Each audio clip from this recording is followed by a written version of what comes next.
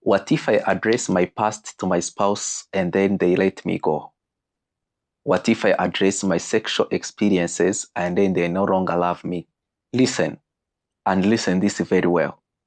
You cannot give illusion of you for someone to love and expect that indeed they love you. Most couples today, we've paused some things we did in our past as if it wasn't our fault or as if we had no responsibility in them. And then our spouse, they love the wrong person. It is very important to show your spouse that you did what was wrong and you own the responsibility. Let them love you. Don't say you never did this or you never did that when you know you did. Would you like someone to love you for who you are or hate you for who you are? Or would you like someone to love you for who you are not? Do you know most people, they choose to be loved for who they are not? You find a man, he has this picture he posed, but he's not the real one. You find a woman, she has this picture she posed, but it's not the real one. Our spouses do not only love the present as they love the past, the present, and the future person that we shape each other to be. From today, understand that you can rather be genuine to your spouse. Do it with politeness. Don't do it with as if you are proud or with pride that I did them. No, please understand that when you did sexual intercourse, sexual misconduct with other women, with other men, you are taking away the package that was made for him or for her. You need to understand that. I always encourage couples, if you know you did sexual misconduct or you did give away things that were made primarily for your husband, you are naked for a man, you are naked for a woman, you did sex, you did homosexuality, you did lesbianism, you slept with your siblings, you slept with your mother. If it is rape, yes, address it. But if it is you initiated, please, or you participated, or you encouraged, please, I want you to be genuine and ask forgiveness because you gave away what belonged to them. That being said, someone, they started school. I'm going to use a female, but I want also men, you put yourselves there. The reality most of the time that happens in the society, but behind the curtain, but now which is coming to the surface. A child goes to high school. The parents do not care about them. All they care is, we pay a lot of school fees for you and you must come with good grades. That is non-negotiable. The lady goes to school, they meet wrong or they made bad company. They have wrong friends. They escape the school. They go outside. Not in a sense to go and have sex, but they just want to look sexy and to entice men because they want to feel beautiful. When this woman comes back, they meet with a gate man or they meet with a male teacher. And then the male is like, if you don't give me to what you're carrying in those panties, young lady, I'll report you to the principal. I'll report you to your parents. Because the child is afraid of the parents, guess what? She says, no, please, let's not do this. I'll give you what you want. The lady goes there, sex happens. Either it's the first time or it's not the first time. Now, she gets to be friends with another guy. The other guy says, I have been feeding you or I have been giving you the emotional needs that you need. It's a high time that too, you feed me. Bring sex. Because the lady is afraid to lose at least someone who seems to be what the father should be or what the siblings should be in her life, guess what? She accepts. Sex again happens. She finishes high school. She goes to campus. After she has gone to campus, guess what? She gets to score the wrong aggregates. The lecturer is like, you should also do something for me. The lady gives sex to get good grades. She is invited for house party. She meets men there, they rape her, or even them they say, it is naked house party. She gets to expose her body unwillingly in a wrong way. She gets to do oral sex in a wrong way. All of these things are happening to someone who one day will get married. Now, let's bring it even deeper. They go to work. The boss says you have good documents and good grades, but you must do something. Every morning, I must experience sex with you. Or you must do something in the lodge with me. Once or twice. The lady does that. Sometimes she gets a job, sometimes she doesn't. When she was maybe in high school, even when she used maybe to come in holidays, she still escapes from those gated houses.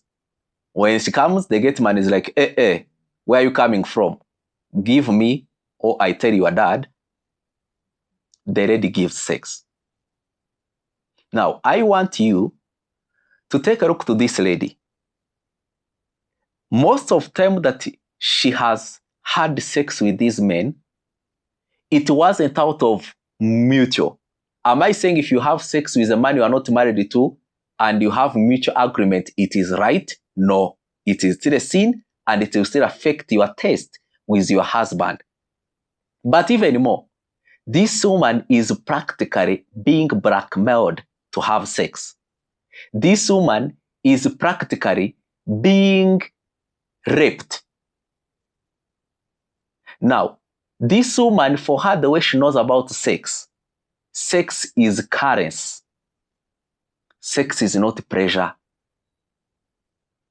You don't do sex to enjoy. You do sex to get out of the problem. You do sex so that you can get away with some wrong things. You do sex so that you can be able to get out of problems. You do sex so that you can get grades, so that you can get a job. Now, we've used the lady, but I want also you, a man, put yourself in that shoes. You have lived a life like that. We have not even put the house girl and house boys who rape our children. Now, we have not put house girl and house boy who might have raped that man or that woman. This person grows up and they get saved. They go to our churches that always talk about fundraising, talk about how to give taxes to your nation, who never addresses sexual past experiences and how to deal with them. You just come, they tell you everything is well, Jesus loves you, things of long time ago, they are gone, now you are new. There we've not added pornography. We've not added the video she took when she was naked and gave away to men. She's scattered everywhere. When she comes in these groups of youth in our church, guess who she finds there? Men also who used to do those things in the secular world. Because their bodies are in tuned to sex, guess what? When they go to camping or to prayer mountains or in those places, or even when they're in the church, you find they are still having sex within the church setup. Now, one day you come, you are a good boy, you are a good girl, you want to marry this man or you want to marry this woman. Do you think this woman, you are going to do sex with her in your marriage as a way to connect or as a way to experience pleasure? To her, it is not pleasure. Sex have never been about pleasure. It's about what I want, what I need.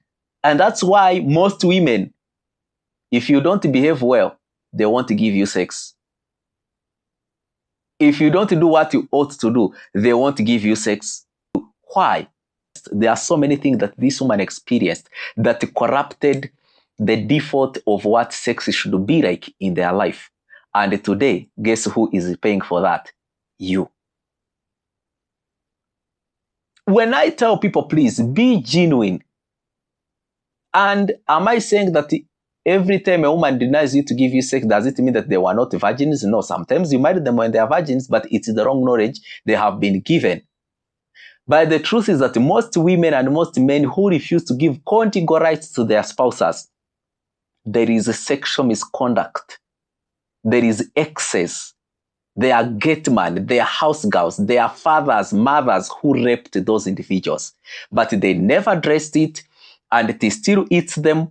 And to them, the blueprint of what sex is, it has been wrongly drawn in their life. My question to you is, what is that thing that you are so scared to let your spouse know? What is that thing that you are so much scared to let your husband know? To let your wife know? Imagine. Ask God to give you wisdom. Go in humility. Don't go blaming the person you did sex with. Please go there and own the responsibility of how much you participated. It is true. Maybe it began you were forced at first, but the second time you did it willingly. Maybe it was done that you manipulated. But at the bottom line, it is that most people who have sexual past, at certain points they initiated, or at certain point they too participated in that sex to happen. So please, don't go there to tell the story, editing, blaming the people who you did sex with. Do it in an appropriate way. You who wants now the truth to be revealed to you, are you ready for that? I always ask couples before they do that, you tell your spouse that there's something I'm about to tell you about my sexual history. Can you be able to take it? Yes. If he tells you go, don't give the details, it's okay. If he tells you please give the whole details, of which I encourage you, please accept, listen those details. Because in details, that's where habits were built. In details, that's where the wiring is. In the details, that's where the system they are behaving toward you is built from. Don't say I only slept with the two men. Say how many times, how did it happen, where did it happen, how did it say. Because most of people, they are demanding things that they used to do in the secular world, that they used to do with other people. So it's a hard time that you and I, we become people who are bold enough to make a step and say, my wife, my husband, I know has asked me about this thing and I said it never happened, or I said it did happen, by the truth that it never happened, or it happened and this is how it did happen. Please assure that person who have been genuine to you that you still love them regardless. Yes, you are not happy that they lied. Yes, you are hurting that they lied, but ensure them that you still love them and that it won't change anything. And that if you see some patterns coming back, you will address it not out of judging them, not out of connecting what they did before with what they are doing at that moment, but out of, please, I think we did not deal with the past in the right way. How can we help you to deal with this past in the most effective way? You owe each other that. What are major things that reveals that indeed this person I'm going to marry, or me as a person who is about to get married, or I'm mature for marriage?